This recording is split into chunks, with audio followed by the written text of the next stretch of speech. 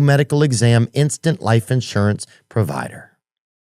Protect your family with life insurance from Ethos. Get your free quote at ethos.com/Theo.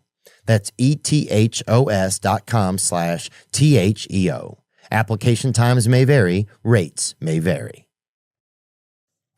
I saw you in your speech that you gave yesterday here in Tennessee saying that like there's all kinds of temptation to cheat if you know you're not going to get caught. Yeah.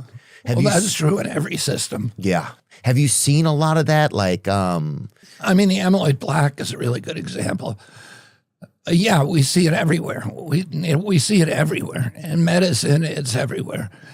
And the journals are utterly corrupt because they're owned by the pharmaceutical companies. And so people read a journal and they think, oh, this is science. But even, Marcia Engel, the one that ran the New England Journal of Medicine for 20 years, has said, you can't believe anything in the journals anymore. But they're just propaganda vessels for the pharmaceutical company. Richard Horton, who ran Lancet, who still runs it, says the same thing. Wow. At the, the journals have been And those corrupted. are the people running them?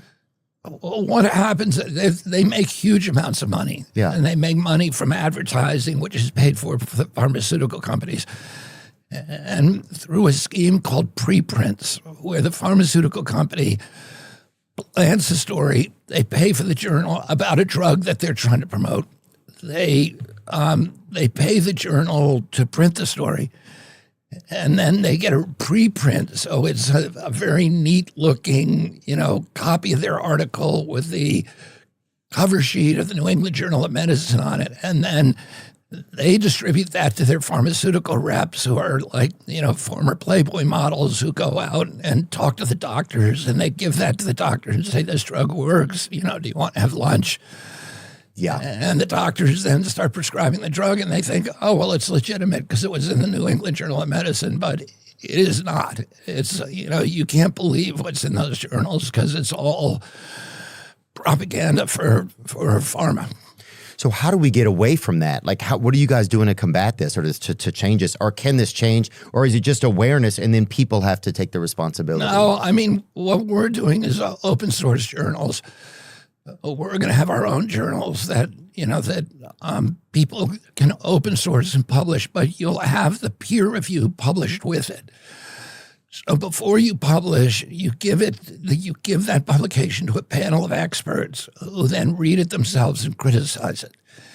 And the peer review now is secret.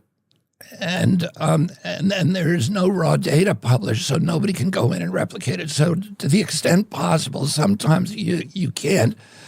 You have to buy the raw data, and it's very expensive or inaccessible, so you can't publish it. But you can publish the peer review, which is what we're doing.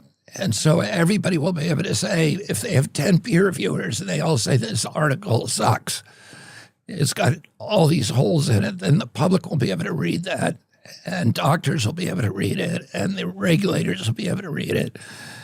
And so it's basically open source. It's, with crowdsourcing, essentially. And that's how you get credibility in science.